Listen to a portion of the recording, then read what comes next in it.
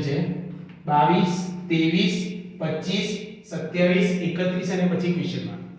એક નજરે જોઈએ તો આપણે એમ લાગે 22 માં 1 ઉમેરીએ એટલે 23 થાય 23 માં 2 ઉમેરીએ એટલે 25 થાય 25 માં 2 ઉમેરીએ પણ આમાં જોઈએ તો સીધી જળવાતી નથી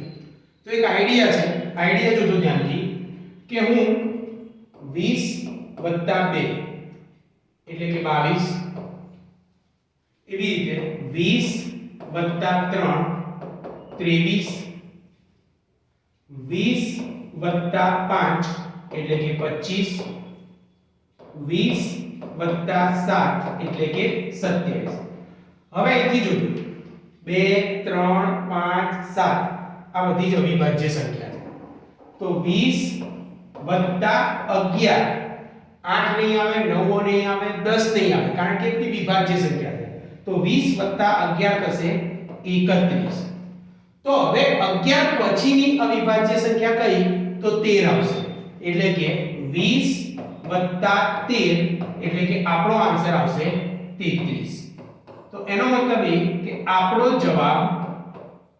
આવશે 33 થેન્ક યુ